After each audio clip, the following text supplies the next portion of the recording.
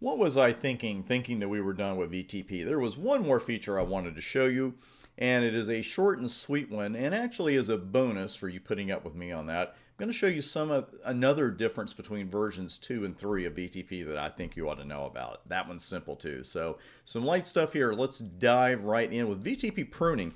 Now we know that our trunk ports are members of all VLANs by default. We got that down. And that leads to an issue though with unnecessary traffic going from one switch to another.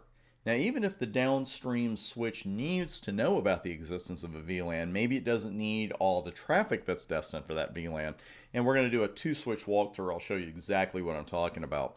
Because a trunk port, it's going to forward broadcast and multicast for every single VLAN that it knows about, regardless of whether the switch at the other end of the trunk has ports in those VLANs. And that means the sending switch is likely sending unnecessary traffic, and the recipient is definitely receiving some totally unnecessary traffic. Let me show you exactly what I mean right here with this diagram. And a quick walkthrough here. Switch 1 has hosts in VLANs 2 through 19. Switch 2 has hosts in VLANs 2 through 10. Well, if switch 2 doesn't have any downstream switches, which in this case it does not, there's absolutely no reason for broadcasts and multicasts that are for VLANs 11 through 19 to go across that trunk, because you actually have 3 points of unnecessary work. Switch 1 is sending broadcasts and multicasts that don't need to go, and they got to be prepared, they got to be packaged, they got to be sent. That's a little bit of a hit to our switch. We're sucking up bandwidth that we don't need to suck up with those broadcasts and multicasts. And then on top of that, switch 2 still has to examine these broadcasts and multicasts and say, okay, I don't need these anyway, so I'm just dropping them. So that's a lot of work for traffic that's not really going anywhere anyway. What VTP pruning allows the switch to do, in essence, is to announce to a downstream switch, hey, I've got ports in VLANs 2 through 10, and, that's it. I really don't need any other traffic. So what happens is, the switch realizes that, the switch on the other end of the trunk, and in this case, switch 1 is sending a broadcast for VLAN 14. Well, the thing is, previously, before we turned pruning on, that broadcast would be sent, it would go across, switch 2 would say, I don't need that, and drop it. But in this case, with pruning on, that doesn't happen. Switch 1 never sends it. So that's a huge advantage all the way around. And best of all, frankly, it's really easy to configure. You'll love this. And we've got a conf t VTP pruning. No options. Congratulations. Now, I already had it on this particular switch. Let's go over to switch 3. And we'll do a VTP pruning. And pruning switched on. It is off by default. And you can verify with show VTP status. And we've been running this command, running this command an awful lot. Let's go ahead and go back up here and you can see where it is. VTP pruning mode is now enabled. Again, it is off by default. You'll see disabled there by default. And really, that's almost all there is to do with pruning. That's about it. Now, on occasion, you may want to prevent certain VLANs from being pruned. Doesn't happen a lot, but you can do that. And let me show you the command for that. It's let's do a show CDP neighbor. Make sure I'm putting it on the right local interface. So it would be O12, the local interface. And it's switch port trunk pruning VLAN. And then you've got your options, and these options should look a little familiar, maybe with another command where we were actually allowing and permitting or denying traffic. Well, what you can do with switch port trunk pruning VLAN is actually control which VLANs can be pruned and which ones can't. Now, by the way, when you turn pruning on, the 5 default VLANs that we know and love so well by this point, I know you know those numbers, those cannot be pruned. Even if you try to enter 1 here, it's going to say bad VLAN pruning list. And you just go, well, wait a minute, why is that a bad VLAN pruning list? Well, the thing is, if we're trying to add 1, and let me do that. Let me do an add 1 there instead. So we're pruning VLAN, add 1. We're still getting bad VLAN pruning list. So it was not my syntax. The command is being rejected, and it's being rejected because VLAN 1 is a default VLAN. It cannot be pruned. And we know the others, but let's have a quick look here. 1 and 1002 through 1005, those cannot be pruned. But if for some reason you went in here and you just said, okay, I don't want VLAN 100 to be pruned, you would simply put switch port trunk pruning VLAN except 100. So the options are really unlimited there with add, accept, none, and remove. But again, please keep in mind with pruning, it's off by default. And on top of that, you cannot prune the default VLANs. Now, I wanted to show you one more thing here. It's interesting about VTP version 3, and this is beyond the scope of the CCNA, but I want you to see it because you'll definitely run into it when you start running version 3.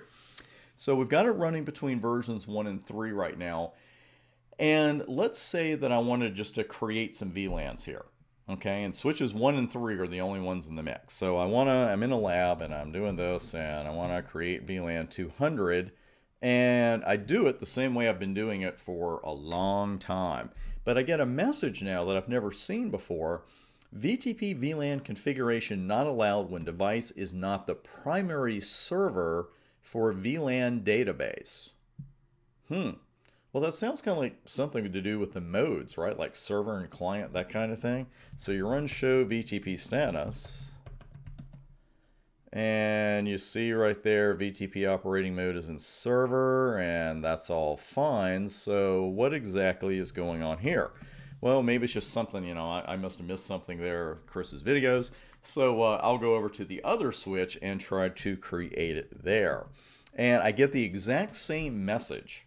Okay, with version 3, you've got to create a primary server, and that's the only device that you can actually create VLANs on.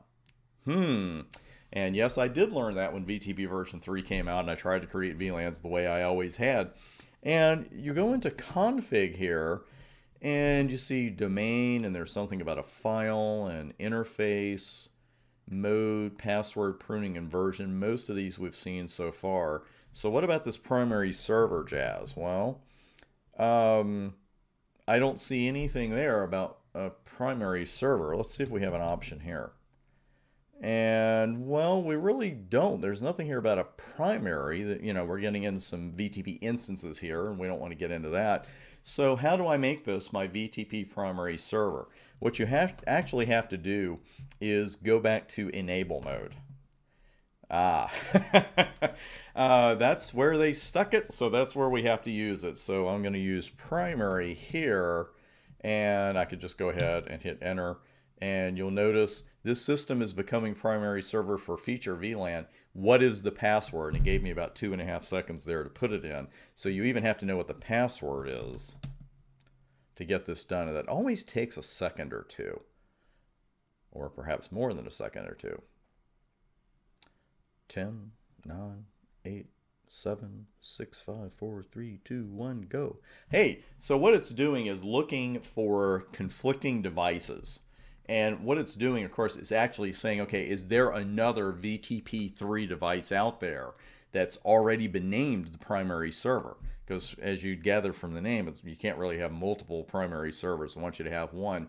And then finally, you do get this confirm, and there's the MAC address of this device has become the primary server for the VLAN VTP feature. So finally, I would now be able to create VLANs. But I remember running into that when I started with VTP version 3, and I just had not seen the primary server concept. So again, beyond the scope of your CCNA exam, way beyond it actually, but I thought it was good stuff for you to see, especially for lab work. So now, one more version, that's it. One more version difference, and I do want to show you this, because when you're working on different switches or different routers, of course, we have to get used to, slight differences in the iOS, that kind of thing. I like to expose you to some of that here. There's one more thing I wanted to show you about those VTP modes. First, I need to learn how to spell conf, but we've got VTP mode, and notice here we have client, off, server, and transparent. We have off mode, which of course is basically just, turning it off. Well, if we go over to switch 2, and just as a quick reminder, this is a VTP2 capable switch that's running version 1 right now. It's off by itself. It's not even in the domain. Notice that it does not, pardon me, notice that it does not have an off mode. That's another version 3 deal. So to have a hidden password, to have a secret password, to have off mode, you've got to have VTP version 3 up and running. So I think we've talked enough about VTP version 3, but you will be running into it in your future studies with some more advanced switch features that VTP helps to make possible. So now coming up next, unless I'm mistaken, and there's always that possibility, spanning tree protocol coming up next. See you there.